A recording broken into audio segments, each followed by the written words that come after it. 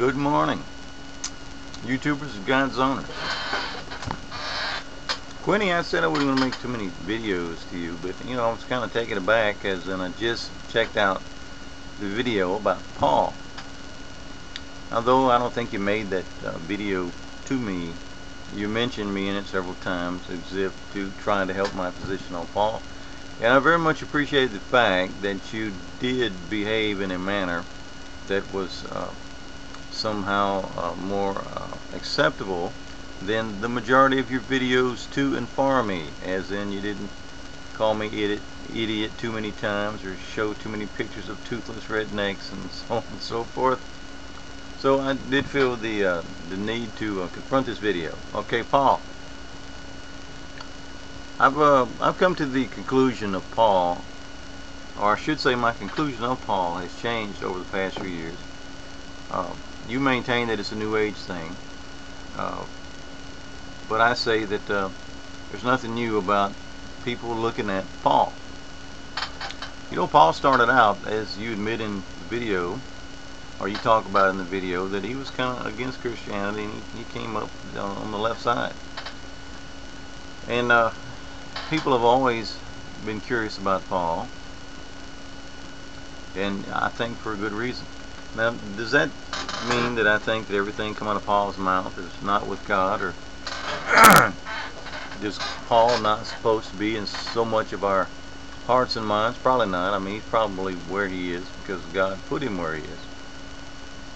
Can Paul be part of a test to see if we're listening and paying attention to him? Sure. Can we like confine God into this little box of how we think he should operate? We do it all the time, every day. We try to confine God. We try to tell how God has to work and how he has to be, and we try to prove through the Word, of course, you know, God's position on everything. So I want to confront a few things about Paul. One thing that comes to mind is you're going through your list of the books that Paul has wrote. Some of them is not in Paul's name. He writes and pens things. You can tell by his pen it's him writing, and yet he's got other people's name on those books. And the reasoning that you've adopted and accepted is the fact that you say that Paul was worried about his head. Well, hell, sis, they were all worried about their head back then. You know, from the very beginning. I mean, since the very moment that Christ was, you know, being persecuted, a Christian understood the chance he was taking by being a Christ man. Why should Paul be any different and pen his books in another name? Well, I find that odd, as a lot of people do. So, you know, an investigator would look at that, at somebody's pen. If we're in a court of law, we study somebody's pen, and if it doesn't prove to be true of who said they signed their name to a certain legal document, that would be called bearing false witness. If you write a book and you put somebody else's name on that book as if to say that you wrote it when someone else wrote it when you in fact did write it, that's perjury. People go to jail for perjury.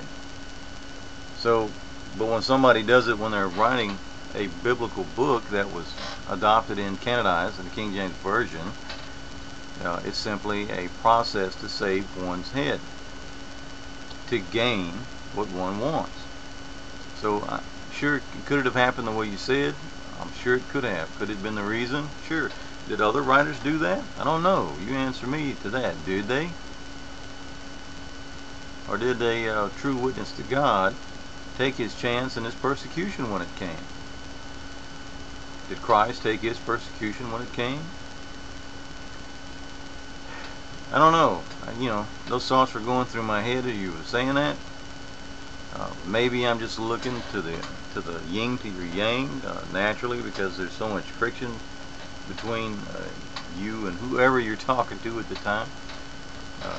But it's still food for thought. Now, Paul says somewhere in his writings that, you know, we're really not under the law, as we're kind of like under the dispensation of grace or something along those lines. And, you know, Christ is telling you that, hey, I did not come to change one jot or tittle of the law, but came to fulfill the law. And, you know, Christ is like bearing witness himself that he has not come to change the Old Testament. And Paul kind of suggests that, you know, the Old Testament was somehow changed by Christ. So, I mean, there's like a discrepancy between the word of Jesus Christ himself and, you know, what Paul is saying. We talk about witnesses. You say you have two witnesses of guys in the Bible that accept Paul. Isn't it odd that there's like only two witnesses? And by the way, if you were like a King James Bible committee of guys who are composed of putting together the Bible, and you wanted to put someone in there so you didn't have to put the 12 in there, when you knew all about the two witness ideology and commandment by God, and not so much a commandment but this rule of two witnesses, wouldn't you make sure you had two witnesses in there? You know, at least two. But isn't it odd that there's like only two guys in the Bible that, you know, justifies and mentions Paul's validity? Only two. Really? For somebody who has written this vast majority, or this huge chunk of the New Testament that almost every Christian and every church house today has got Paul on their tongue. Paul tells us that. Paul says, well, if we read the writings of Paul, I mean, almost everything we learn about Christ today comes from something Paul said. Isn't it odd that we need so much of Paul to tell us about what Christ meant? What happened to Christ's mouth? What happened to Christ's witnesses? What happened to the 12 that worked and ate, slept, bear sweat so hard with Christ that Christ hand-picked this 12 to be witnesses? What happened to those guys? Hell, they're all writing books just like Paul was. They're all bearing witness just like Paul was. Where are those writings? Why, in the King James Version, do we have so much of a guy who wasn't there with Christ telling us what Christ meant, when so many people that were handpicked by Christ, where is their witness? Well, we got two guys, Peter and the other guy, I forget who you mentioned. Well, they made mention of Paul, giving him validity. Where's the other 12 witnesses? I mean, for somebody that's going to be in the mouth of Christians across the end time, Paul this, Paul that, Paul tells us, well, if we read Paul, shouldn't there be a few more witnesses? Shouldn't there be a few more people within the inner circle of Jesus Christ connected to the Paul thing, other than the two that you mentioned? And by the way, they don't really bear a whole lot of witness. I don't know, you tell me. Does it sound curious? If we weren't looking at this as the eyes through a Christian, and looking at this through the eyes of an investigator, investigating an act of fraud, would we have probable cause for an investigation? Would we have probable cause to give at least a direction of trying to look into a crime perpetrated? If this wasn't a religious thing, I mean, wouldn't that raise eyebrows as to say, odd?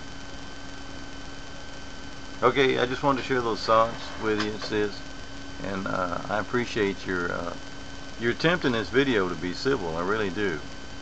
I think when you behave in a more Christian manner, naturally, more Christians are going to be more attracted to what you're saying, and it enters the thought process in a completely different manner than when you're constantly attacking, insulting someone's intelligence, so on and so forth. You know what I'm talking about. Okay, so I just want to get this video on. Thank you for your time, and adios, people of Earth.